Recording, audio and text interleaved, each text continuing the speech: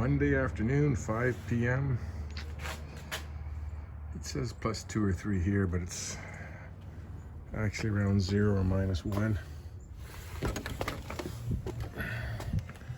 I cleaned out my garage yesterday. I got a lot of it done. I still didn't get that corner back there done. That's a mess. But I got my bench all cleaned off, and I'm actually starting to put parts out and starting to focus in that direction there, because I've got a couple projects. I got a chainsaw in here. Oh, I think it's a 1970 or 71 McCullough. It was my dad's chainsaw, and my buddy Peter bought it like 10 years ago, 15 years ago probably. Yeah, at least 15 years ago, maybe 20. And because he was always cutting firewood for his fireplace. I didn't have one. I'm sure it's a McCullough or something like that. You know, and the crank seals were gone out of it. So I stripped it all down. Told him what he needed crank seals. And it's been sitting in a box ever since. The gaskets are in there.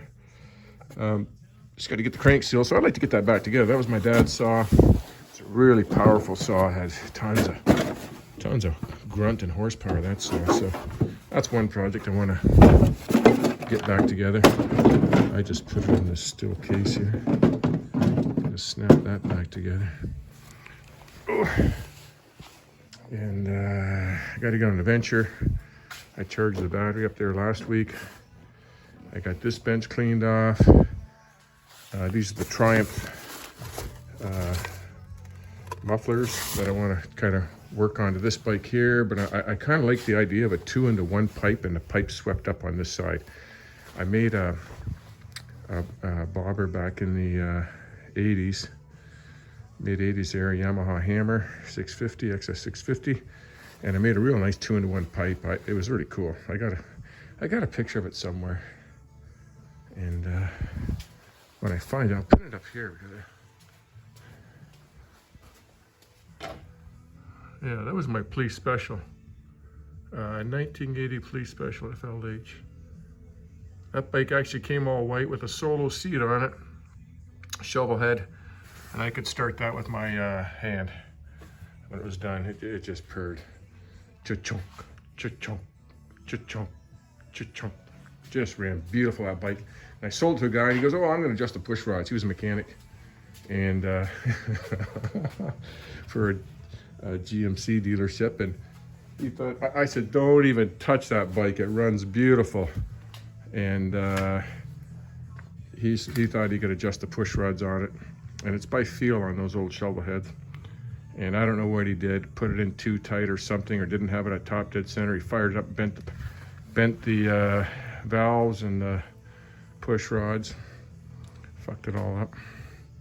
But that bike ran beautiful.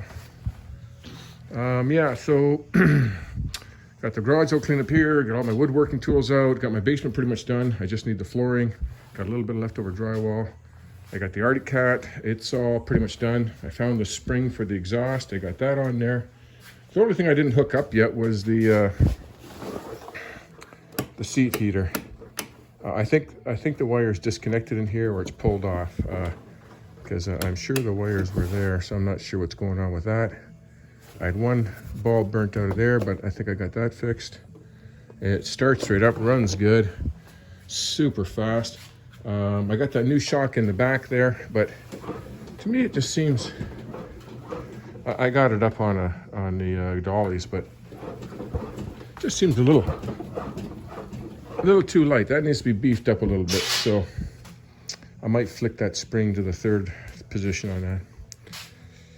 And yeah, I got my hockey equipment out, because there's rumors I can play hockey on Wednesday there.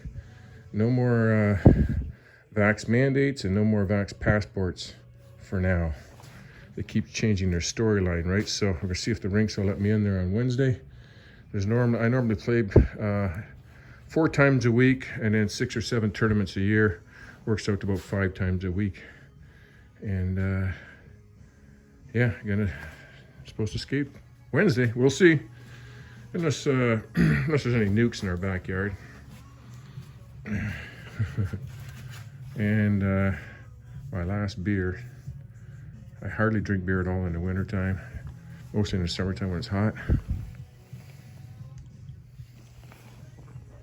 And starting to get a little bit more ambition in me. And I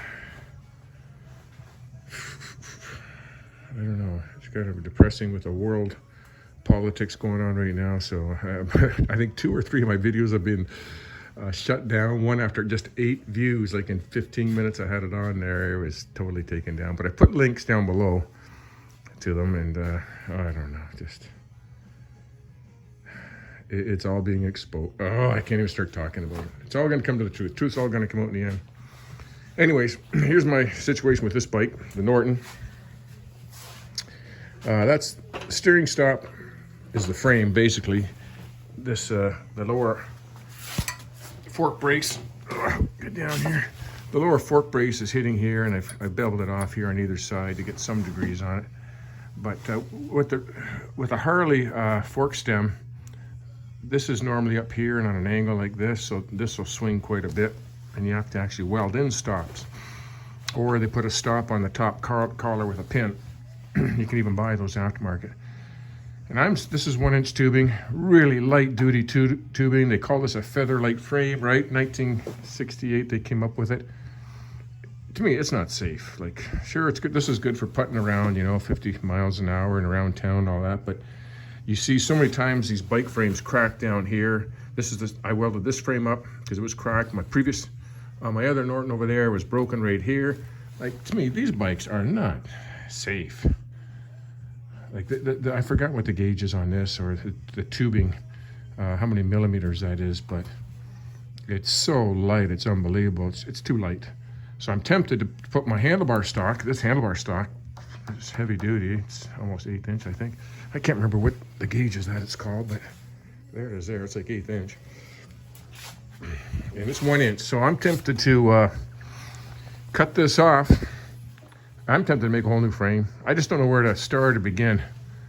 I could grind around, fuck around with this and get everything hooked up and grind it a little bit more and get it working. But I'm really thinking of cutting this off. I'm thinking of replacing the whole neck, everything.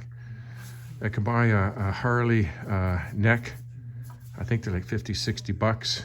Heavy duty steel. And then I could put the Harley bearings in it. I think I put the Harley bearings in this one anyways, because it's 2 inch. I believe it's 2 inch. And then I just put spacers and everything in this thing here. But I could cut this off, put the Harley neck in here, and weld on some of the handlebar, this 1 inch piping up here, and then make a jig up to get that proper bend and make this pipe all the way back to the back here, at least to the brake mount, because that's where all the stress is down there. Right up here is just my ass sitting on here. There's no stress, maybe a little bit from the shock, but I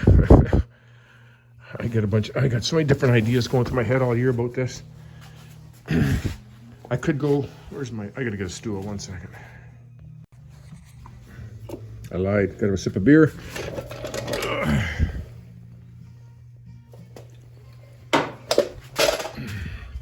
I'll probably get a strike on this. So I keep changing my mind on this and here. Like, you know, it'd be nice if I could, you know, do a little chopper bobber build here in 30 days, 60 days and have it out the door, you know. But I got to really think about things, and it's kind of an evolution. It changes.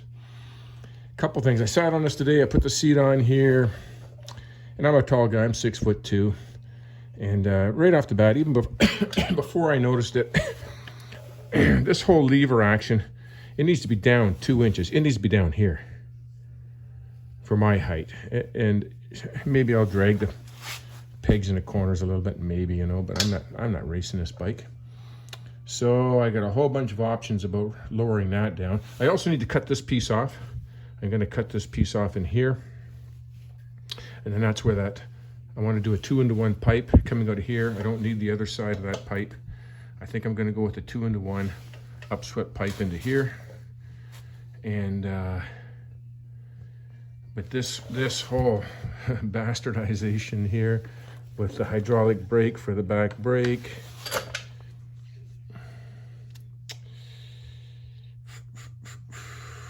this is gonna get tricky because your kickstart goes here. It's got the loop in it, so it goes over top of this. So if I lower that down 2 inches, is it gonna hit down here? And then how am I gonna lower it down? You know,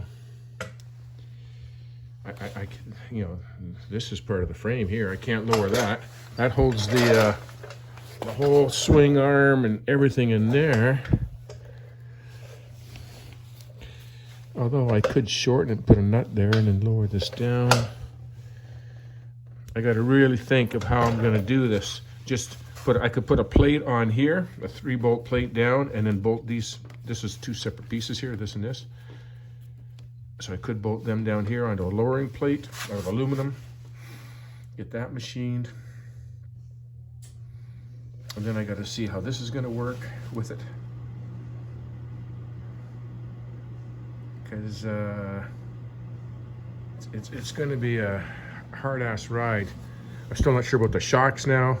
I wanted to keep the shocks on. That's the difference between like a rat rod and a bobber oh, what's the other one? Anyways, if you got the shocks on, that's still considered a. Oh, there's another one I'm forgetting here. Rat rod, I guess, has the shocks. Once you get into a solid frame, you're more into a chopper, and I have chopped it a bit. But I really like the low flowing lines down low like that. I'm gonna have to raise that up. So I got the old ones out. I'm gonna put these in to see what it looks like. I may have to mill off let's see how tall this is. Yeah, so that's, look at that, that's probably, we'll put that up there. That's probably 3.5 inches longer. So I probably only need to go up maybe 1.5 inches. I'm gonna put these on and see how it looks up higher. I just don't like things up high, but I might mill that down on my lathe. Yeah, I don't want to mill too much off, so I may just do like a little bit at a time, you know, because once I mill it down, then it's no good. So yeah, and then I've got a piece of tubing to take this out, or just kind of trying to figure out how the lines are going to go, how this is going to work. So I got another piece of tubing in here that I can get bent and then weld that in. But man, you know what would be nice? This is so thin. I mean, this is like, I could, if this was on the ground, I could kick this and bend it. I could jump on it, would bend. That's how light duty it is. That's what I mean about this whole frame. Like, I should cut the whole fucking spine out, and then I should cut the whole frame out and put in the 8-inch gauge, 1/8-inch thick piping. So, yeah, I could rebuild the whole damn, and then I'm starting all over from scratch again, right? That's what's happening here. So, I think I'm just gonna get it. It's too much. If I'm gonna start cutting out the backbone, start cutting out the down pipes, you know, then where's this gonna end? It's just gonna get crazy. So maybe I have to build a third one, you know, the way I want. Get this one, get this be the template, you know, the prototype template, and just get the frame configured exactly how I like and want it, and then, you know, drive it and get it working, and then build a new frame, like a good frame, you know, that I can just swap the motor and tranny out and be done. So that's where I'm at with this. I've been thinking and contemplating about it. These things are a dime a dozen. I see them on, well, maybe they're harder now, but I see them on, I used to see them on eBay like 4, 5, 6. Guy across the river here, classic, what's it called? Classic Bikes. Oh, I forget what it's called over there. It's just on the other side of Port here. He's got like tons of them. Tons and tons of them. And the other thing I'm thinking about this bike too is going back to points ignition. I got a new ignition for it, electronic ignition, but I'm thinking if I go back to points ignition and the capacitor and the Xeno diode and everything, I don't even need a battery. I can just fire this thing up and run it. The battery's for the lights. And that's the other thing too that I'm questioning about. I'm not sure, maybe somebody out there might know, is if you go to the points ignition, you don't use the battery, and then you use an LED headlight and the LED taillight, which doesn't draw very many watts compared to the old stuff, maybe that alternator will put out enough voltage so that you'll have some lights. I had an old BSA, and the battery was pretty much dead all the time. It's the same setup, Xeno diode, capacitor, and all that. And I could run that with no battery, or weak battery, but the headlight would be really dull. Like you couldn't go faster than 15 miles an hour at nighttime. But maybe with these new LED headlights, maybe that would work. If that happens, you know, if that works, that'd be great. Man, you don't need a battery. You know, that'd be ideal. So that's where I'm at. I was also thinking, I kind of had an idea here. I was thinking about taking this. I don't mind you doing it like that for a while anyways and trying it because it's pretty cool. And someday I could cut it off. I would grind this all down nice and get this chromed. Or maybe I'll just paint it black. But I was thinking I could take this thing, reverse it, put it in here. Now the numbers and everything are going to be upside down, but it's just a stencil. So this is just a piece of plastic. I could cut out another piece of plastic and then put the numbers on right side up. You know, so I would be looking at it like this. You know, but the numbers, well, they'd be in reverse, wouldn't it? It'd be as, you know, 0, 10, 20, I think, yeah. No, I'd go like this. Flip this over like this. That's gonna go here, right? Yeah. Yeah, so it'd be kind of in reverse. You know, 0, 10, 20, 30, 50, you know, 100 miles an hour this way. That was just an idea I had. That would be all right if this was up a little farther up here, because this thing in here, you know, it's going to block half the tank off. So if this was a little bit farther up, I'd consider doing that, cutting a piece of plexiglass and re-stencil it all, re-stencil the amps, everything, flip it upside down, and cut these things off. I don't know, but I don't mind that. It's so weird that nobody's seen nothing like that before, that I would even drive it like that, cut these off, put a knob on the end or something. Okay, so that's where I'm at. I still got to do the carbs on this. It's, yeah, what did I say, what's today? February, the last day of February, February 28th. So I'm a month away from putting this. I could drive this thing in a month. End of March usually gets warm enough. You get a couple warm days, I could take that out. It's insured, ready to go. Just got to pull the carbs off, so I might just come out here one day and get at her. Pretty much got to tear everything off to do the carbs on that. And then my Norton is under there. And I got to do about 3 things to that. My steering head bearings have loosened up too, or they settled in or something, you know, I don't know, but there's a little bit of free play in there, so I got to take the bars off and tighten those up and balance. I still got to balance the carbs, haven't done that yet. And I don't know, a few things on that thing, I think. I can't remember now. All right. I think that's the update for right now.